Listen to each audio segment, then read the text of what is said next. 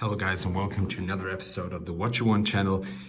You might call me stupid, might call me an idiot, and simply ask me why did you buy a Seiko Skx 007 again? And why did you buy it as an investment piece? First of all, I really like the brand Seiko. I've never considered myself being a fanboy or something, but it's really grown on me, the brand. It has so many different models and different categories. And I had this Seiko Skx 007 before, and I bought it again simply because I was interested whether this could be some kind of investment piece or not. So let's have a look. Don't make a special unboxing. I mean, everybody knows the SKX. So here it is. It's the K model, so the Malaysian model, and it's on this jiggly, rattly kind of 80s drug dealer kind of bracelet. And yeah, it's the well-known caliber 7S26, no manual winding, no hacking, I mean just standard affair. And also what I realized, it comes with the alignment issue at the 6 o'clock position. Really annoying, but okay. Today I'm wearing the Seiko Sports, this green model with the gilded hands, very similar to the Skx 007, and I will make a video whether this is the successor of the 007 or not, or maybe it's the turtle. So the question is, does it make sense to buy a watch as a kind of investment piece? Before we come to this, I would like to point out the price development of the Omega Speedmaster, a watch that I also own. And I know the Speedmaster is a whole different thing. It's an expensive, luxurious kind of watch, but if we just look at the price development, we see, okay, it's getting way more expensive. Right now, the official retail price is 4,600 euros, and it started somewhere in 95, it was around 1,500 euros. Okay, you might say, well, something's changed, the bracelet, the packaging. Okay, but if we look at this period, I mean, starting here, as far as I know, the new bracelet of the Speedmaster and the new real nice presentation box came around the 10 years of the 2000s. So this marked an era where we had a large price increase. I mean, just look at this. It was around 3,000, under 3,000. Now it's 4,600.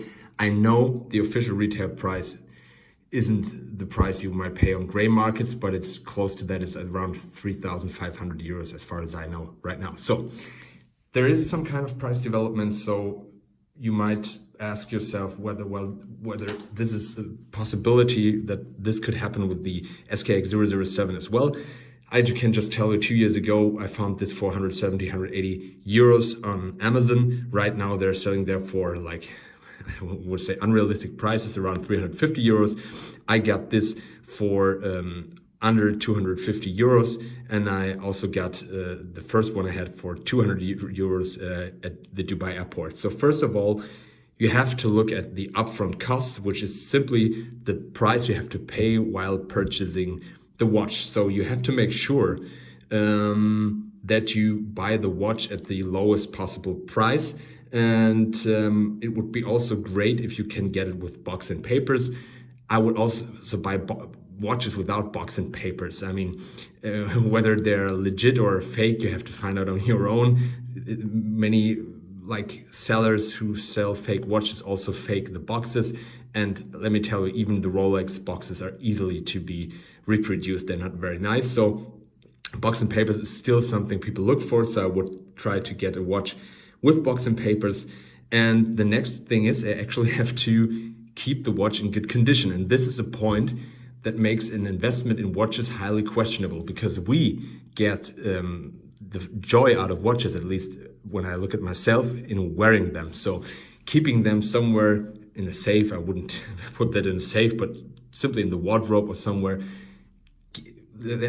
keeps you away from enjoying your watch. So you always have to bear that in mind. This is actually what judges against watches as investment pieces. And the other thing is having maintenance costs. I think you probably won't have to maintenance these watches, the SKX, within the first 10 years. They're just like well reliable runners. They run and run and run and never stop. I mean, there might be some kind of like differences depending on the watch or the manufacturing year, but usually you have to bear in mind maintenance costs. When it comes to my Omega Speedmaster, I had an issue with it. I mean, somehow the stop function stopped and I have to send it in for revision, and it will cost me a lot of money. So I have to deduct this from the earnings I might get. So the maintenance cost is a big factor, and the last is probably the sale costs or the fees you have regarding if you're selling it on eBay or Chrono24. They demand fees, and you also have to bear these costs in mind. So overall, watches and investment pieces, I would say no, but simply the fact that you buy something, a consumer product that gives you the possibility to sell it within like 2 or 3 years for, if you're lucky, the same price you bought it 2 or 3 years ago, is something outstanding. And this is part of the joy I also get from this hobby. So I always know I'm more a flipper guy. I would like to flip watches, and I can be more or less sure that I won't lose that much money. Unlike other consumer products regarding cars, if you buy a car new and drive from like the salesman's parking space, you will lose instantly 25-30% of its price.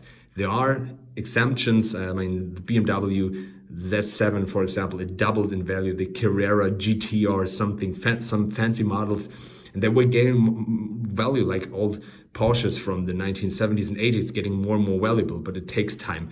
With watches, you buy it, you enjoy it, and if you don't like it anymore, you sell it and you don't lose that much money. This is part of the appeal. Nevertheless, I will simply want to see whether I can make a little money out of this if I sell it in 1 year, or maybe I just keep it, because I tell you, even though they're so similar, there's something special about the SKX 007. Maybe it's the nut applied indices, and even the bracelet looks pretty nice. So these are my thoughts on investing in watches. I would be very thankful if you leave some comments below. If you like this video, a thumbs up, and the best thing would be if you subscribe to my channel, hit the notification bell in order to not miss new content. And well, guys, thanks for watching. See you next time.